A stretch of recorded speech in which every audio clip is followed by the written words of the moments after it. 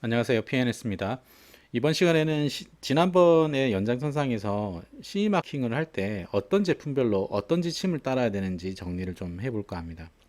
이게 의외로 이제 간단 명료한 문제이기는 한데 CE 마킹 지침에 약간의 허점 같은 것들이 있어요. 어떤 거냐면은 CE 마킹이 되어 한 제품이 전자파 시험도 받아야 되고 전자파의 적합성도 확보해야 되고 그 다음에 LVD 적합도 확보를 해야만 C 마크를 이제 마킹을 해야 되는데 그냥 둘 중에 하나만 하는 거죠. 이렇게 되면 둘 다 마치 충족하는 것처럼 유통이 될 소지가 있습니다. 그래서 원칙적으로는 그게 허용이 되진 않는데요. 그 허점을 이용하는 경우들이 종종 있어서 제가 이걸 좀 정리를 좀 해봤습니다. 지침의 종류에는 한국 산업만 놓고 봤을 때요. 대략 한 요런 정도를 얘기를 할 수가 있어요. 흔하게 제일 많은 거는 이제 EMC 디렉티브입니다.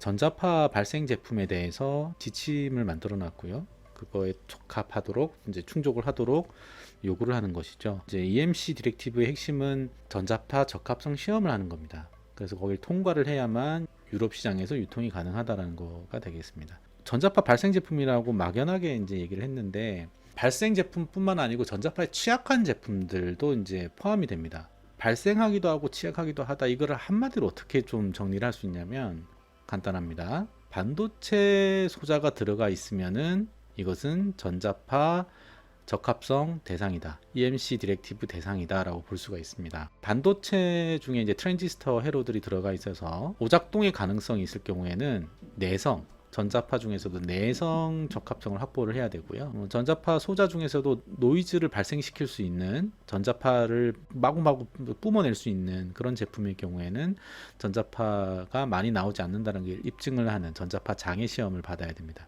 그 다음에 이제 로우 볼티지 디렉티브가 있는데요. 요거는 이제 전압을 가지고 판단을 합니다. AC 75V에서 600V 사이, DC 75에서 DC 1500V 사이의 전압을 쓰는 전기 장치에 대해서 이 로우 볼티지 디렉티브를 적용을 합니다. 굉장히 강범위하죠.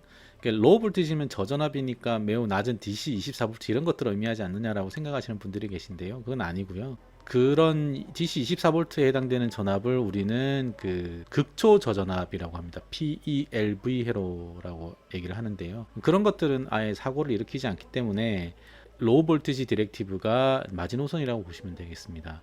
뭐 우리가 쉽게 얘기하면 110V, 220V 쓰는 것들은 로우 볼티지 디렉티브에 해당이 된다라고 보시면 되죠. EMC 디렉티브의 경우에는 제가 전자파에서 오작동하는 그 가능성들을 얘기를 했는데요. 로우 볼티지 디렉티브는 전기를 사용하다가 발생하는 여러 가지 문제점들을 점검을 하게 되어 있습니다. 대표적인 예가 이제 화재, 그 다음에 감전 이런 것들이죠. 주로 화재와 감전 이 두 가지에 초점을 맞춥니다. 예를 들어서 이 AC75에서 600V를 전압을 사용을 하거나 혹은 흘리는 제품들이 뭐가 있느냐 하면 전선도 이 75에서 600V 사이의 전류를 흘리면은 이 LVD 디렉티브에 해당이 됩니다. 하지만 전선은 전자파에 의해서 오작동을 하지는 않죠. 그 다음에 전자파를 발생시키는 소자도 없습니다. 그렇기 때문에 그 전선의 경우는 LVD에만 해당이 되죠. TV는 어떨까요? TV가 예를 들어서 220 인풋을 받는다라고 하면은 TV는 일단은 로우 볼티지 디렉티브에 해당이 됩니다. 하지만 그 TV 안에 또 뭐가 있습니까? 반도체 소자들이 굉장히 많이 있죠. 그러니까 이거 EMC 디렉티브에 해당되기도 합니다. 모니터 한번 따져볼까요? LED 모니터의 경우에는 그 제품이 아답터를 쓰는 제품이 있을 수 있고 220V를 직접 연결해서 쓰는 제품이 있을 수 있죠. 아답터를 연결해서 쓰는 경우에는 DC 24V만 쓰기 때문에 LVD에 해당이 되지 않아요. 그런 경우는 EMC만 해당이 됩니다. 대신에 아답터는 어떻게 된다? 220V를 쓰니까 이 로우 볼티지 디렉티브에 해당이 되고 EMC 디렉티브에도 해당이 됩니다. 뭐 이런 것처럼 그 애초에 이제 그 적용되는 것들이 둘 다 적용이 될 수도 있고 하나만 적용이 될 수도 있고 그렇습니다. 그 모니터 같은 경우 최근에 DC 전원을 쓰는 모니터들이 굉장히 많아졌죠. 그 얘기는 뭐냐면은 모니터 자체에서 화재나 아니면은 감전의 위험 자체가 없다, 매우 낮아졌기 때문에 개념적으로 안전하게 만들었다라고 볼 수 있습니다. 그런 모니터들은 이제 EMC만 따져주면 되는 거죠. 이 두 개를 좀 잘 생각을 해보셔야 되는 거고요. 그 다음이 이제 머시너리 디렉티브인데, 머시너리 디렉티브는 기계류하 또는 이제 기계에 사용된 안전장치에 적용되는 지침입니다. 저희 회사가 가장 잘하는 분야이기도 하고요. 좀 복잡합니다, 이 부분은. 그 로우 볼티지의 경우에는 감전, 화재 간단하게 끝날 거예요, 보통은. 그런데 이 기계류는 사망, 끼임 사고라든가 추락이라든가 뭐 여러 가지 뭐 화학적인 사고라든가 이런 것들을 다 포함할 수가 있습니다.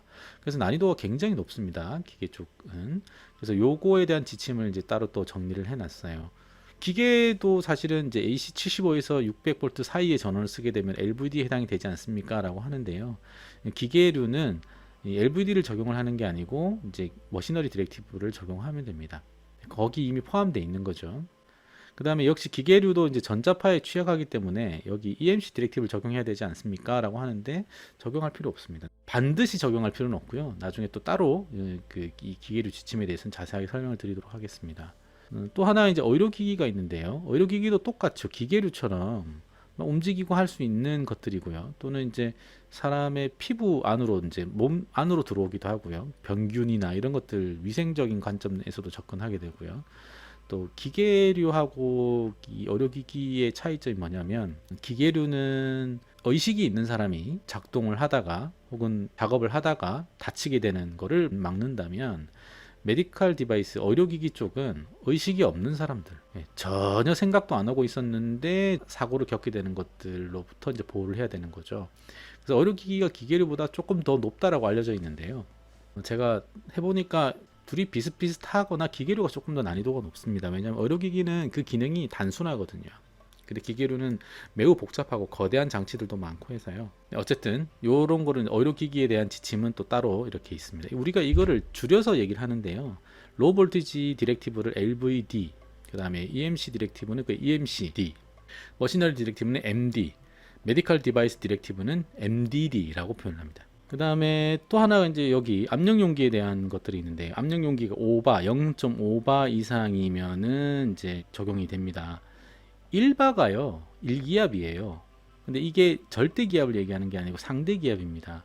그래서 이 대기압보다 0.5기압이 높으면은 그 압력 용기는 PED, 우리가 줄여서 PED라고 하는데 이 압력 용기 지침에 해당이 됩니다.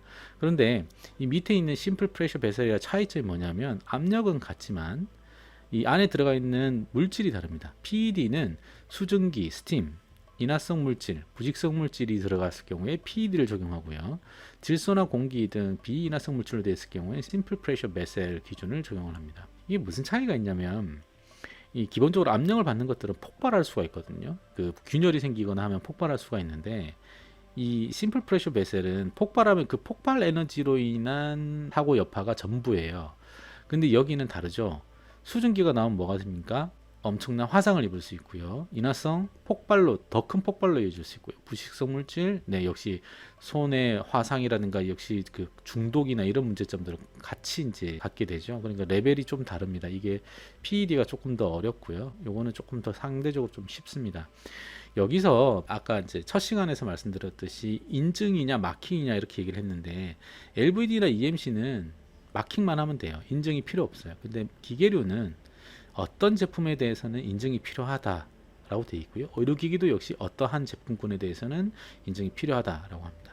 PED도 심플 프레셔 베셀도 전부 다 어떤 제품의 경우에는 필요하다 이렇게 얘기를 합니다. 이게 사람이 죽을 수 있을 경우에 인증의 범위로 둡니다. 완구류도 있어요. 완구류 지침입니다. 이건 14세 이하용 완구에 대해서 적용을 하는 겁니다.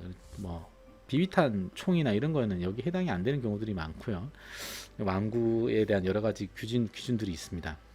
우리나라에도 이 지침들이 있어요.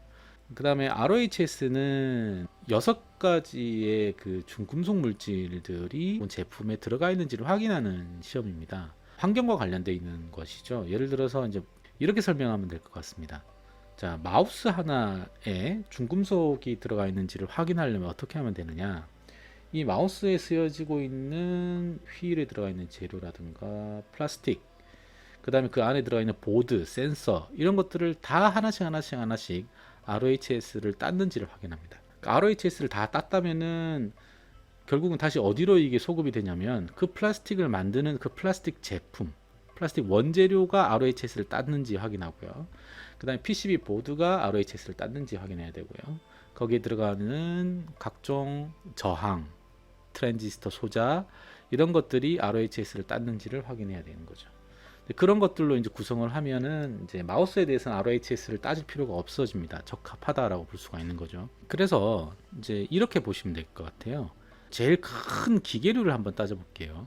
기계류를 구성하는 전기 제품들은 CE마크를 딴 제품을 쓰면 아무 문제가 없어요. 전자파의 노이즈 탈 수 있는 것들도 전자파 인증을 땄다면 혹은 CE마킹을 했다면 문제가 없습니다.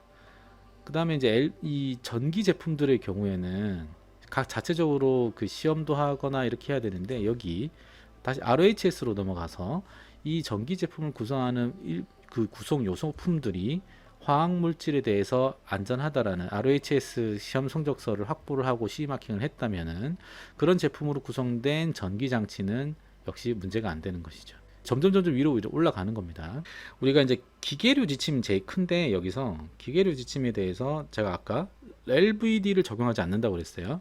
EMC 일부 적용합니다. 따로 설명을 드릴 거고요. ROHS 적용하지 않습니다. 왜? ROHS를 적용을 하기 전에 ROHS를 충족하는 부품으로 이 전기 제품이 만들어지면 되는 것이고요. CE마크를 받은 제품으로 기계를 구성을 하면 되는 것이죠. 간단한 개념으로 들어갑니다. 왜 기계류 지침에서 CE마킹을 받은 제품을 써야 되느냐, 이런 맥락 때문에 그렇습니다. 마지막으로 이제 방폭 설비가 있는데, 폭발 환경에 사용되는 부품 장치에 해당이 됩니다. 요거 굉장히 많은 분들이 오해를 하고 계신데, 기계류에서 만약에 인화성 물질을 사용을 한다면 그 기계에 대해서 방폭 인증을 받아야 되느냐, 이런 질문을 하시는 분들이 계신데요. 아닙니다. 꼭 그래야 되는 건 아니고요. 기계류 내에 인화성 물질이 분출될 수 있거나 유출이 돼서 폭발 환경이 형성이 된다면 그 폭발 환경을 계산을 먼저 해야 돼요.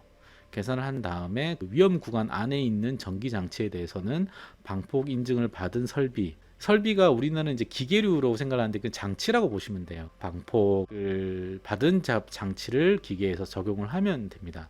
근데 이 기계 전체가 폭발 환경, 즉 예를 들어서 방산에서 쓰여지고 있다라고 하면, 그러면 그 기계는 전체로 방폭에 대한 인증을 받아야 돼요. 우리를 아텍스라고 합니다. ATEX 이렇게 얘기를 합니다. 이렇게 방폭은 이제 적용을 해야 되고요. 기계에 인화성 물질을 쓰고 있다라고 하면 기계류 내에 위험 구간을 계산을 하고, 위험 구간이 존재한다면 그 구간 안에 들어가 있는 장치들은 방폭 설비 인증을 받은 제품을 쓰면 끝나는 겁니다. 기계류의 뭐 방폭 인증이나 이런 것들하고는 전혀 상관이 없는 경우들이 태반입니다. 사례를 보면 요거 이제 차단기인데, 차단기는 AC 220V를 쓰기도 하고요. 380, 440 뭐 이렇게 쓰기도 합니다. 그러니까 당연히 이거는 LVD 대상 제품인 거죠. 네, 옆에 지금 요거는 변압기입니다. 변압기도 만약에 AC 220V를 쓴다면은 이 LVD 대상 제품에 해당이 됩니다. 모니터는 앞선 시간에서 설명드렸다시피 아답터를 쓰고 있다면 이건 해당 사항이 없어요. 근데 아답터가 아니라 220V를 직접 연결해서 쓰는 모니터라면 LVD 대상 제품입니다. 전선도 여기에 해당이 되고요. 다시 이 네 가지 제품 중에 전자파에 취약할 수 있거나 혹은 전자파를 발생시키는 제품이 뭐가 있을까요? 우선 전선은 절대 아니겠죠. 전선은 절대 아니고요. 변압기도 일단 아닙니다. 그 다음에 이 차단기는 좀 더 깊이 있게 들어가면 얘를 껐다 켰다 할 때 여기서 이제 개폐 서지라는 것들이 발생을 하거든요. 근데 이거는 이 제품 자체에서 발생하는 게 아니고요. 이 제품을 조작하는 과정에서 생기는 거죠. 가만히 있으면 그런 것들이 안 생깁니다. 그렇기 때문에 이 차단기는요, EMC 대상 제품은 아닙니다. 근데 이 안에 보조 접점을 쓴다거나 뭐 어떤 릴레이를 쓴다거나 하는 경우가 있을 수 있고, 그것이 반도체 소자를 썼다라고 하게 되면은 그 순간부터는 안에 들어가 있는 부품에 대해서는 EMC 적합성을 확보를 해야 된다라고 요구할 수가 있습니다. EMC 대상 제품들 한번 살펴볼게요. 마우스가 있겠죠. 마우스 너무나도 당연하게 안에 반도체들이 들어가 있습니다. 요거는 이제 파워 서플라이입니다. SMPS라고. 이놈이 반도체 소자들도 많이 있고, 이제 반도체 노이즈를 발생시키는 제품이기 때문에 얘도 EMC 대상 제품이고요. 요건 이제 기계류에 사용되는 센서의 앰프입니다. 센서 앰프니까 여기 당연히 안에 반도체 소자들이 많이 들어가 있어요. 그러면 이건 EMC 대상 품목들인 것이죠. 머시너리 디렉티브 적용 제품도 잠깐 볼까요? 요거 산업용 로봇이죠. 이거 당연히 로봇 기계류에 해당이 되고요. 여기 보시면은 그 이지락이라고 되어 있는 이 트레이드 마크입니다. 저희 회사에서 그 진행을 한 건데요. 요 제품이 뭐냐면 이 포크레인의 끝 부분하고 그 다음에 여기 있는 포크 부분하고 이 유닛을 사실은 여러 가지로 이렇게 교체를 해줄 수가 있거든요. 근데 작업자가 매번 이렇게 교체를 하면은 그게 위험하기도 하고 그 다음에 시간도 많이 걸리는데, 이 구성 요소 링크 같은 거죠, 이거를 여기다가 연결해 놓고 하면 이거를 교체하기가 정말 쉬워집니다. 그러니까 얘는 이 자체만 가지고는 어떤 동력원이 없지만 어쨌든 이 중간에 연결 역할을 해주면서 이것도 하나의 기계에 해당이 됩니다. 이것도 부러지거나 하게 되면 사람이 다칠 수가 있기 때문에 그런 강도에 대한 부분, 오작동이 가능한지 이런 거에 대한 검토들이 필요하죠. 그래서 이거는 기계류 지침에 해당이 되는 기계라고 볼 수가 있겠습니다. 그 다음에 여기 이제 트럭에 있는 테일 리프트입니다. 이거 쭉 올라가서 이제 화물을 싣고 나를 때 주로 쓰여지죠. 이 테일 리프트도 역시 모터에서 업다운을 이렇게 쭉 하고 생산에 의해서 쓰여지기 때문에 이것도 기계류에 해당이 된다고 보겠습니다. 마지막에 있는 거는 이건 항온 챔버인데요. 어떤 완제품을 하고 난 다음에 그 성능을 시험할 목적으로 이 안에다가 예를 들어서 모니터 같은 것들을 이렇게 집어넣고 온도와 습도를 가해서 몇 시간 동안 이제 테스트를 하게 되는 챔버들입니다. 이거는 LVD의 영역이 될 수도 있어요. 왜냐하면 기계류라고 보기가 애매한 게, 지금 이것은 테스트를 위한 목적으로 만들어지죠. 기계류의 전제 조건은 뭐냐면 검사, 제조, 물류 이런 것들이 직접 어떤 제품 공장에 쓰여지는 어떤 공정과 직접적으로 관련이 있어야 됩니다. 테스트는 애매하죠. 테스트도 검사에 해당이 되는 거라고 볼 수 있는데, 검사는 왜 이제 실제 제품을 찍어가지고 불량품인지를 따져가지고 이렇게 분류하는 것들을 검사라고 하는데, 이건 그냥 테스트잖아요. 그래서 이건 LVD 스코프에 적용되기도 하는데 MD에 적용될 수도 있습니다. 그래서 이제 이걸 어떤 걸 적용시키는 게 더 유리하냐 하면, 제 경험으로는 MD가 훨씬 더 유리한 걸로 판단이 됩니다. LVD의 경우에는 이거를 이 챔버를 또 다른 챔버에 집어넣어서 뭐 여러 가지 시험을 해줘야 돼요. LVD 1010이라고 이제 저희는 얘기를 하는데요. 이 기준을 적용하면 이 시험이 굉장히 까다로워집니다. MD는 반면에 60204-1이라고 해서 비교적 좀 시험이 쉬워져요. 이것도 기계다라고 정의를 하려면은 이제 테스트니까 검사에 해당이 된다라고 보면서 이렇게 넘어가도 됩니다. 이 61010이라는 규격과 60204-1이라는 규격은 형제 자매 같은 규격인데 둘 중에 하나만 적용하면 되고요. 60204-1이 조금 제가 볼 때는 시험이 좀 더 간소화된다고 할까요? 대신에 이제 도면 검토 같은 거 여기가 더 훨씬 더 빡빡합니다. 비용적으로 따지면은 MD로 적용하는 것이 비용이 더 저렴할 걸로 판단이 되고요. 어쨌든 경우에 따라서 이런 검사기기 중에 안에도 뭐 실린더나 이런 것들 써가지고 기계 구동부가 들어가는 경우들도 있어서요. MD로 구분하는 것이 좋겠다, 이렇게 판단이 됩니다. 실린더가 있는데 이 실린더는 아무것도 아닙니다. 압력을 받죠. 5바까지 뭐 7바까지도 이렇게 견디도록 만들어지는데요. 이 사이즈가 작아서 그래요. 압력을 견딘다기보다는 압력이 생기면 움직이는 놈이죠. 압력 용기는 그냥 딱 버텨줘야 되는, 압력을 견뎌줘야 되는 그런 것들을 압력 용기라고 합니다. 그래서 실린더는 인증을 받을 필요가 전혀 없습니다. 그 다음에 이거는 핸드 자켓인데요. 핸드 자켓, 사람이 발로 꿀렁꿀렁꿀렁 밟으면 이게 쭉쭉쭉 올라오는 것들이죠. 이것도 기계입니다. 네, 누가 봐도 기계인데, 그 앞서서는 우리가 본 로봇이라든가 항온항습 챔버인 전기를 직접 공급을 받잖아요. 이런 것들은 기계가 아니에요. 이것처럼 사람의 인력의 힘으로 하는 것들도 기계입니다. 여기 지금 깔깔이라고 우리는 그러죠. 이거 웨빙이라고 하는데, 이 웨빙이 산업용으로 쓰여지는 것이다 라고 하면 이건 기계입니다.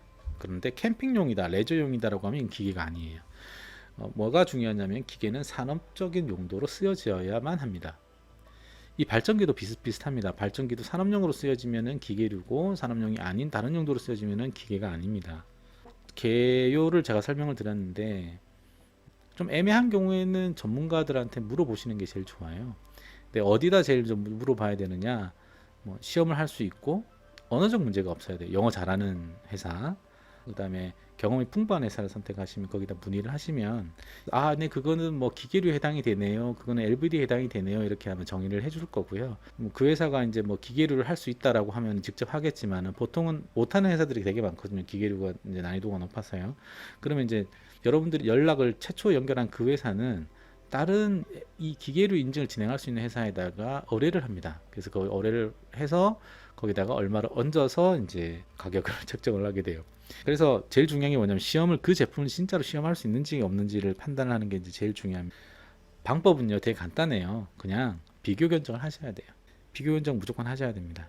네, 그렇다고 해서 무조건 가격이 싼 곳을 고르시면은 조금 문제가 나중에 커질 수도 있으니까 선택을 잘 하셔야 돼요. 다음 시간에 어떤 기업을 선택을 해야 여러분들이 안전하게 CE 마킹 할 수 있는지를 한번 설명을 드리도록 하겠습니다. 사람과 사회를 생각하는 안전기술 서비스 기업 PNS였습니다. 감사합니다.